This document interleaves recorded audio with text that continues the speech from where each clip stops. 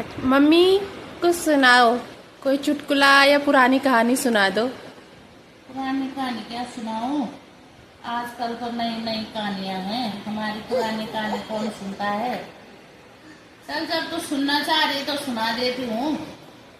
एक गांव में एक बुढ़िया रहती थी। उसके बच्चे नहीं थे, खाली एक लड़की थी, लड़के नहीं थे।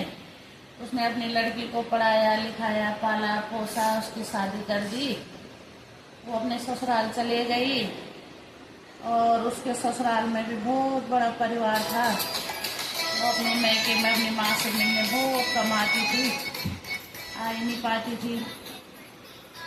फिर उसने एक दिन, उसका पति घर आया छुट्टी, उसने अपने पति से कहा कि मेरी माँ से मिलने जाओ, बहुत दिन हो गए मैं अपनी माँ से नहीं मिली, रो रही होगी बेचारी, अकेली है।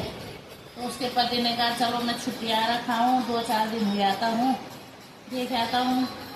अब उसने कहा तेरे लिए कुछ लाना है तेरी माँ से। तो उसने बोला हाँ मेरी माँ से वो लिया ना साले है। अब उसने बोला ठीक है, चले गया ससुराल। उसकी सास ने उसकी खूब खिजामत करी, खूब खिलाया पिलाया, घी दूध खीर हलवा पूरी जो भी उससे हो सका। 5-6 दिन रहा, खूब खाया पिया। उसने कहा सासू माँ मैं जा रहा हूँ, छुट्टी मेरी कम है, घर भी रहना है मुझे।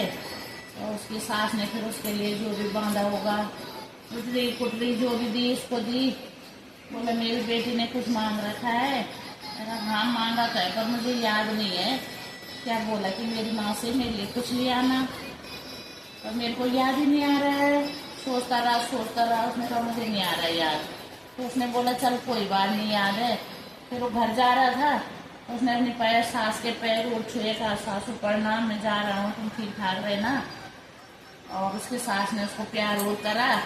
उसने बोला ये बाबा ये जवाई गल तेरी स्वादिष्ट गलड़ खूब रही बोला ये सासू स्वाद मेरे मामले स्वाद है। बाबा बोलो एक दिन मेरे बोलो दादी तो जान बैठ के कबर बना नहीं मिलते हम स्वादा। अब नहीं मेरी बेटी भेजी तब मैं स्वादा बनूंगा।